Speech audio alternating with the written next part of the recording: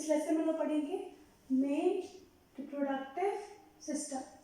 Male reproductive system का again 2 lecture है। First हम लोग पढ़ाई करेंगे मेल रिप्रोडक्टिव ऑर्गन के बारे में, और सेकंड लेसन में हम लोग बात करेंगे स्पर्मेटोजेनेसिस के बारे में, which will help you to know how sperm formation takes place. तो let's start the video. सबसे पहले तो I'll just try to explain you what is the structure. ठीक है, तो we'll just start from here. This is the urinary bladder. Now there is one thing that sperm का release होना और urine का रिलीज होना जो है वो एक ही मीडियम के थ्रू होता है, that is our urethra. So there is only one duct which releases sperm as well as the urine. So urethra, urinary bladder will be the place where urine is stored, and similarly sperm is also stored in urinary bladder, and from urinary bladder sperm goes to the urethra and then release out through the penis. Then अब ये जो basically हमारा जो male reproductive system है इसको 3 part में divide करते हैं. First is the glands, what are different glands are present. Second is the ducts and third is the supporting structure. Supporting structure क्या होता है? When testis is inside the abdomen, देखो जब शुरू में जब baby is not yet born, scrotum formation has not taken place, तभी जो हमारा जो स्पर्मेटिक कॉर्ड है वो टेस्टिस को होल्ड करके रखता है. So that is number 1, spermatic cord. That is the number 1, which is supporting structure. The second supporting structure is scrotum. Scrotum जो है उसका importance ये भी है कि provide 3 degree less temperature than the body temperature. Why this temperature is required? This temperature facilitate the formation of sperm. एक और बात है कि when see before the birth or 2 months from the before and sometimes after the birth, what happen is this testis fall into the scrotum. पर अगर testis scrotum में नहीं आया तो क्या होगा?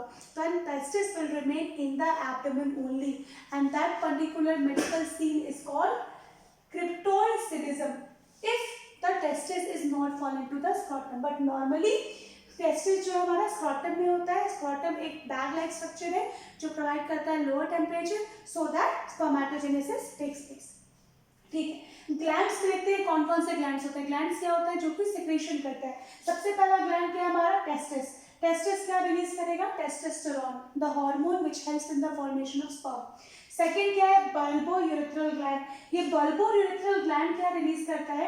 ये रिलीज करता है एक फ्लूइड जो कि हेल्प करता है जो वजाइना की एसिडिटी को न्यूट्रलाइज करने के लिए. पहला काम इसका क्या हो गया इस फ्लूइड का कि वजाइना की जो एसिडिटी है, एसिडिटी को ये न्यूट्रलाइज कर देता है.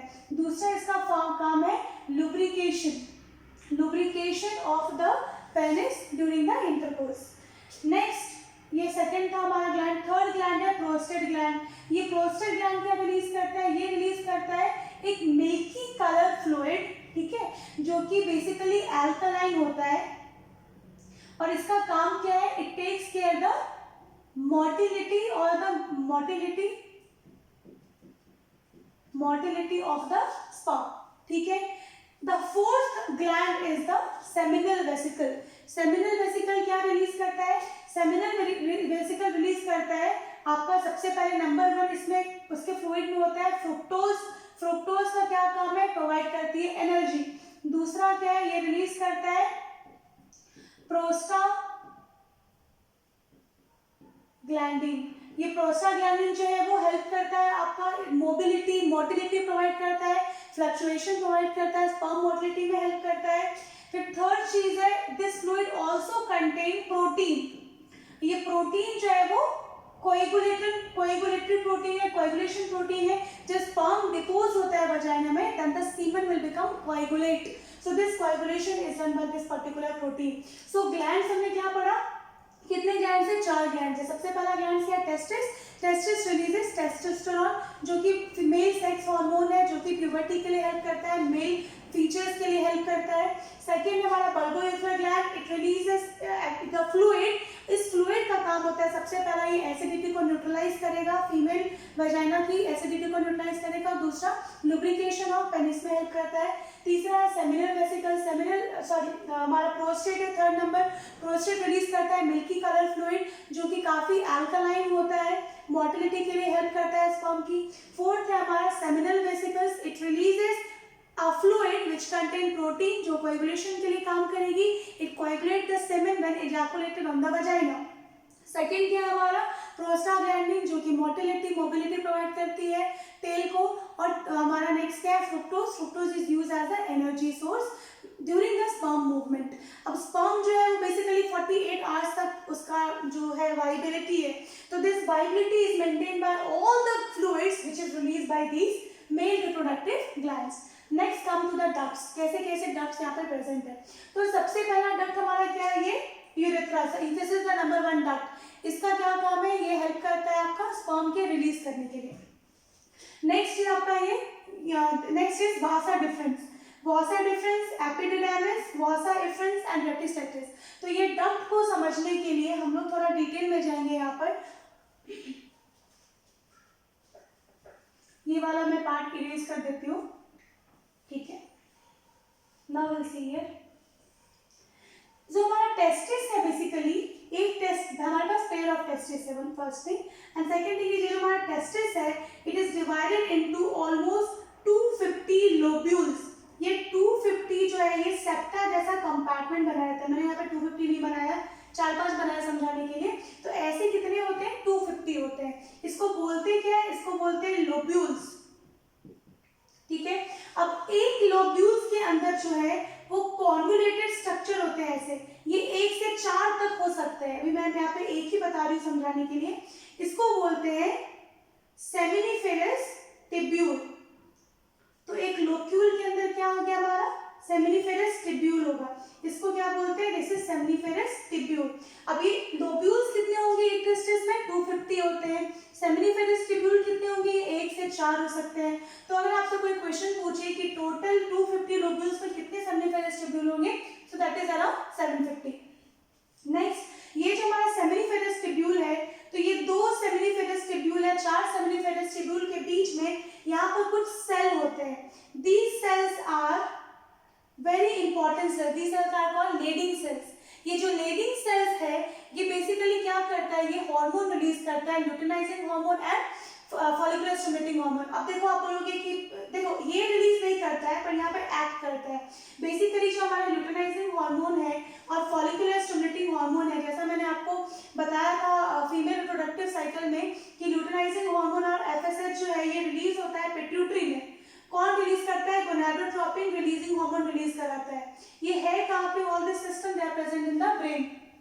ये जो luteinizing and follicular stimulating hormone है इसका कॉन्सेंट्रेशन बढ़ जाता है, then it will reaches to the testis where it helps these cells, it helps these leading cells to release what, to release testosterone, ठीक है, जो कि मेल हार्मोन है। तो बेसिकली ये जो एफएसएच है फॉलिकुलर स्टिमुलेटिंग हार्मोन जो है वो स्पर्म फॉर्मेशन के लिए हेल्प करता है। ये जो लीडिंग सेल्स जो बीच में प्रेजेंट है ये रिलीज करते हैं टेस्टोस्टेरोन। यहाँ पे कुछ न्यूट्रिशियस सेल्स होते हैं, सो बोलते हैं सर्टोली सेल्स। ये सर्टोली सेल्स जो है ये भी प्रोवाइड करता है nutrition to the growing sperm. अब देखो यहाँ तक हम लोग पहुंचे थे सेमिनिफेरस टिब्यूल के पास। अब ये सारे के सारे seminiferous tubule they will open into the erect structure, इसको बोलते हैं रेटिटेस्टिस। क्या बोलते हैं इसको, रेटिटेस्टिस। तो सबसे पहले क्या था हमारा टेस्टिस में लोब्यूल्स थे 250 लोब्यूल्स, उसके अंदर क्या आ गया सेमिनिफेरस टिब्यूल्स। सेमिनिफेरस टिब्यूल्स के बीच में कुछ nutritive cells, Sertoli cells, Leydig cells होते हैं जो कि न्यूट्रिशन प्रोवाइड करते हैं, जो कि बेसिकली टेस्टोस्टेरोन हार्मोन रिलीज करते हैं। इसके अलावा ब्लड वेसल्स और म्यूकस भी प्रेजेंट होता है। Now this seminiferous tubule they will all fall into the structure जिसको हम बोलते हैं रेटिटेस्टिस। रेटिटेस्टिस भी एक डक्ट लाइक स्ट्रक्चर है, हम लोग अभी डक्ट के बारे में समझ रहे हैं। तो this is also a one duct. तब ये रेटिटेस्टिस जो है, this rete testis they will fall into the structure, इसको बोलते हैं वॉसा एफ्रेंशिया। ये वॉसा एफ्रेंशिया एक तरह से ऊपर की तरफ जाता है। देन वॉसा एफ्रेंशिया के बाद एक स्ट्रक्चर आता है, इसको बोलते हैं एपिडाइडामिस। इसको क्या बोलते हैं, एपिडाइडामिस। और एपिडाइडामिस के बाद ये जो बेसिकली ये वाला जो स्ट्रक्चर है हमारा जो कि फाइनली पहुंच जाएगा कहाँ पे, यूरेटर पे, इसको हम लोग क्या बोलते हैं, इसको बोलते हैं वासा डिफरेंस। कितने डक्ट हो गए हमारे यहाँ पे, रेटिटेस्टिस, वासा एफ्रेंशिया, एपिडाइडामिस है, vasa deferentia. So through all these duct कहाँ पे फॉर्मेशन हुआ था इसका, इसका फॉर्मेशन हुआ था सेमिनिफेरस टिब्यूल में स्पर्म का। फिर ये कहाँ गया आपका, रेटिटेस्टिस में गया। Then it goes to the vasa efferentia, then epididymis, epididymis के बाद वासा डिफरेंस, वॉसा डिफरेंस के बाद ये स्पर्म कहाँ पहुंचा, यूरिनरी ब्लैडर में पहुंचा। जब ये यूरिनरी ब्लैडर में पहुंच जाता है तो यहाँ पे सेमाइनल वेसिकल दिख रहा है आपको, सेमाइनल वेसिकल अपना एक फ्लूइड रिलीज करेगा जिसमें प्रोस्टाग्लैंडिन, फ्रुक्टोज और क्या है, प्रोटीन्स है, कोएगुलेटरी प्रोटीन्स है। तो अब ये फ्लूइड प्लस स्पर्म हो गया।